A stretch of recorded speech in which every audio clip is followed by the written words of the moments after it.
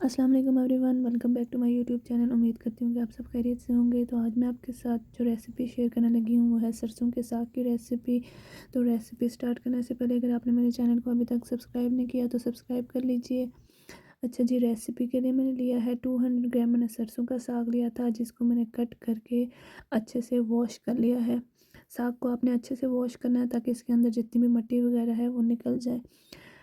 जितना सरसों का साग लेना है उसकी हाफ़ क्वांटिटी में जो है वो पालक लेनी है। मैंने 200 ग्राम सरसों का साग लिया था और 100 ग्राम पालक लेके इन दोनों चीज़ों को काट के अच्छे तरीके से धो लिया है। अब कुक करने के लिए सबसे पहले देगची में मैंने सरसों का साग डाला है और इसको तकरीबन 15 मिनट के लिए मैं कुक करूँगी। थोड़ा सा पानी ऐड करके इसको 15 मिनट के लिए कुक करना है। पहले 5 मिनट आपने इसको कवर किए बगैर कुक करना है और 5 मिनट के बाद इसको कवर करके तो मज़ीद 10 मिनट के लिए और कुक कर लेना है।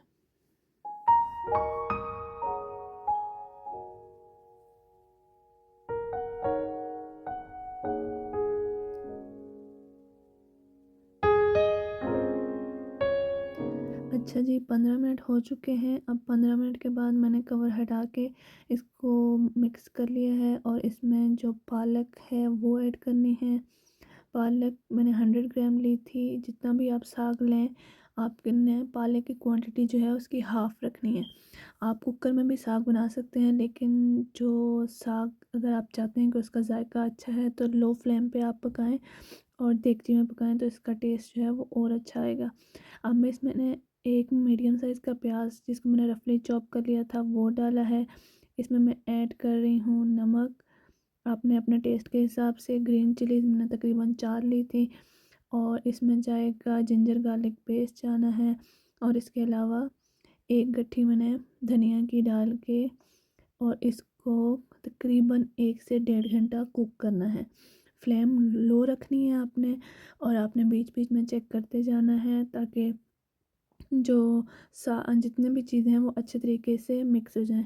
बिल्कुल लो फ्लेम पे तकरीबन 1 से 1.5 घंटा आप इसको अच्छे से कुक करें और जब ये अच्छे से कुक हो जाएगा तो फिर जो है इसमें जो मैं आपको बताऊंगी एक मेन इंग्रेडिएंट है जो इसमें डलेगा, तो वो आपने ऐड करना है।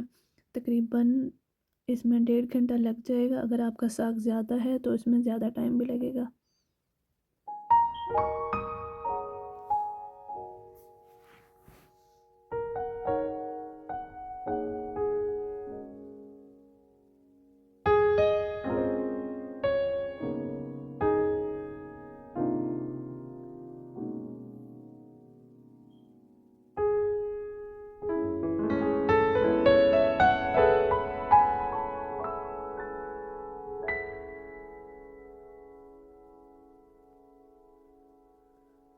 अब जो है तकरीबन 1.25 घंटा हो गया था, तो मैंने इसमें जो है मैशर की मदद से इसको मैंने अच्छे तरीके से मैश कर लेना है। अगर आपके पास वुडन वाला मैशर है तो आप उससे भी कर सकते हैं, क्योंकि मेरा साग थोड़ा सा है तो मैं इससे कर रही हूँ।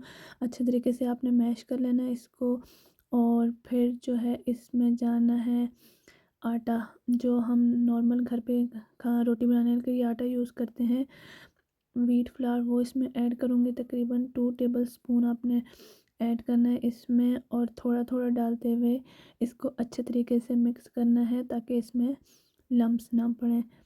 आटा जो है वो डाल के साथ में मैशर की मदद से आप अच्छे तरीके से इसको मैश करते हुए मिक्स कर लें और इससे जो है थिकनेस आएगी साग में। आप इसको अच्छे तरीके से मिक्स करके इसको साइड कर लीजिए।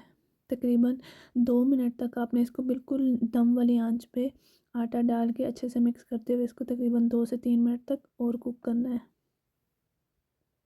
अब जो है वो साग अच्छे तरीके से थिक हो चुका है। अब साग रेडी है। इसके लिए अब हमने तड़का बनाना है। तड़के के लिए जो चीज़ चाहिए होगी उसमें के लिए मैं ले रही हूँ ऑयल लिया है मैंने तकरीबन हाफ़ कप के बराबर। इसमें मैंने बारीक चॉप किया हुआ गार्लिक डाल रही हूँ और ड्राई रेड चिलीज़ मैंने ऐड की हैं तकरीबन 3 अदद। और इन सब को लो फ्लेम के ऊपर पकाना है जब गार्लिक जो है वो लाइट ब्राउन ना हो जाए। जब गार्लिक लाइट ब्राउन हो जाएगा तो इसको हम साग में ऐड कर देंगे।